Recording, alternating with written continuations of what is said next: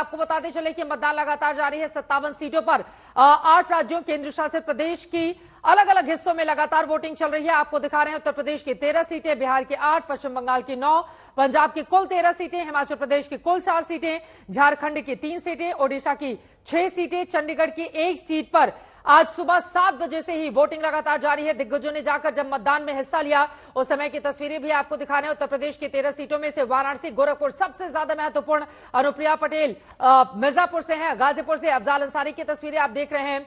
यहां पर आपको बताते चले प्रदेश कांग्रेस अध्यक्ष अजय राय चुनौती देने की कोशिश में हैं प्रधानमंत्री को। और ये अलग अलग तस्वीरें, जेपी नड्डा ने हिमाचल प्रदेश में जाकर वोट डाला, योगी जी ने गोरखपुर में, राघव चड्ढा ने पंजाब में, अफजाल अंसारी ने गाजीपुर में, रवि किशन ने गोरखपुर में, तरनजीत संधू ने पंजाब में, ओपी राजभर ने पूर्वांचल की अपनी सीट पर, अनुप्रिया पटेल ने मिर्जापुर में, रविशंकर प्रसाद ने पाटलिपुत्र में, कंगना रनौत मंडी से वो उम्मीदवार भी हैं, वहां पर उन्होंने वोटिंग भी की है। सारा शाह हलीम, जीतन राम मांझी, अजय राय, सुदीप बंदोपाध्याय कोलकाता उत्तर की सीट से सुदीप बंदोपाध्याय चुनावी मैदान में हैं, लगातार 5 बार के सांसद हैं, लेकिन इस बार एक पुराने ही टीएमसी के बड़े नेता को उतार दिया है तापस रॉय को मैदान में। भारतीय जनता पार्टी ने कुलजीत सिंह आहूजा, इन तमाम लोगों ने आज मतदान में हिस्सा लिया है। और अब बारी है कुछ देर के बाद एग्जिट पोल की, जिसके जरिए यह साफ हो पाएगा कि अब की बार किसकी बनने जा रही है सरकार। हैट्रिक लगाएंगे क्या प्रधानमंत्री नरेंद्र मोदी, या इंडिया गठबंधन जो दावे कर रहा है उसके दावे में दम दिखेगा। हमारे तमाम सहयोगी अलग अलग हिस्सों से हमारे साथ जुड़ चुके हैं। सतीजीत आपको दिखाई दे रहे हैं, रोहित हमारे साथ मौजूद हैं,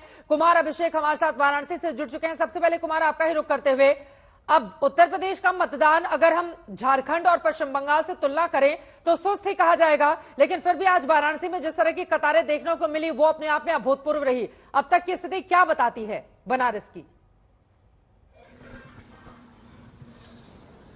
बिल्कुल चित्रा, वाराणसी की स्थिति वोटों के लिहाज से बेहतर है। अगर हम अभी आपको बताएं 3 बजे के आसपास जो वाराणसी का वोट परसेंट है वो तकरीबन 48.5% से ज्यादा है, यानी कि 3 घंटे का वक्त अभी भी बचा हुआ है और ये 60% के आसपास जाने की उम्मीद की जा रही है। पूर्वांचल का अगर देखें तो उसका लगभग इसी के आसपास पहुंचेगा। महाराजगंज 51%, गोरखपुर अब 3 बजे तक 44%, कुशीनगर 48% और देवरिया 47%। लेकिन मैं आपको बताऊं चित्रा की जिस तरीके का आज वोटिंग हुई है वाराणसी में, कहीं ना कहीं बीजेपी के कार्यकर्ताओं ने अपना पूरा जोर लगाया है। और ये जोर इसलिए लगाया है कि प्रधानमंत्री का जो लीड था पिछली बार 5.25 लाख का, उसे बढ़ाया जा सके। दूसरी तरफ जो इंडिया अलायंस से अजय राय लड़ रहे हैं उनकी तरफ से भी पूरी ताकत झोंकी गई है, जो कि साफ साफ दिखाई दिया है। आज तमाम बूथों पर उनके भी लोग बड़ी तादाद में वोट करते हुए दिखाई दिए हैं। तो वाराणसी की स्थिति यह है कि वाराणसी में प्रधानमंत्री मोदी के लिए जब लोग निकले हैं, कार्यकर्ता निकले हैं, तो इंडिया अलायंस के लिए भी लोग मजबूती से खड़े दिखाई दिए। अगर इसके अलावा बात की जाए तो 4 मंत्री इस वक्त इस पूर्वांचल में चुनाव में हैं।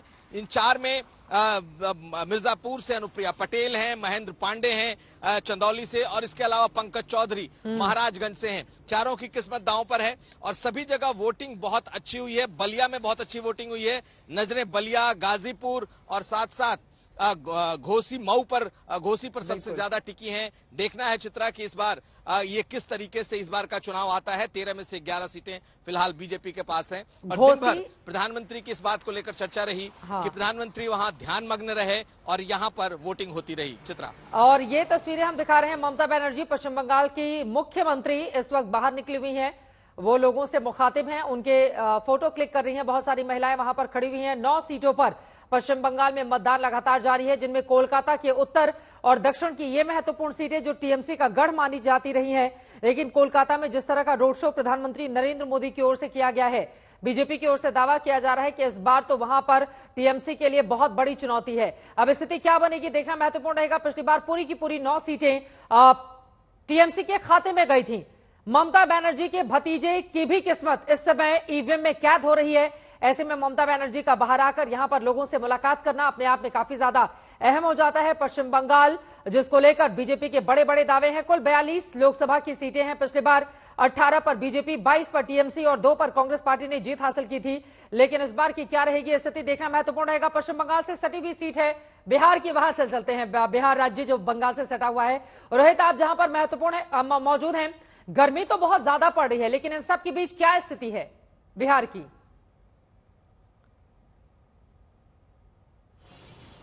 चित्रा, देखिए, बिहार की जहां तक बात कीजिए तो हर बार की तरह एक बार फिर उदासीनता साफ तौर पर नजर आ रहे हैं। 3 बजे तक वोटिंग परसेंटेज केवल 43%। और आप समझिए 3 घंटे और वोटिंग होगी तो ये 43 का आंकड़ा 50, 51, 52 तक ही जा सकता है। उससे ज्यादा जाने की बिल्कुल भी संभावना नहीं है। यानी कि एक तरीके से कहें तो सबसे कम वोटिंग अगर आप मानिए किसी चरण में, तो उसी वैसी हालत जो है इस बार आखिरी चरण में देखने को मिल रहा है। हालांकि पटना की जो सीट है दो सीटों में बटा हुआ है। एक है पटना साहिब। पटना साहिब में सबसे कम वोटिंग हुई है अभी तक 3 बजे तक, सिर्फ 37%।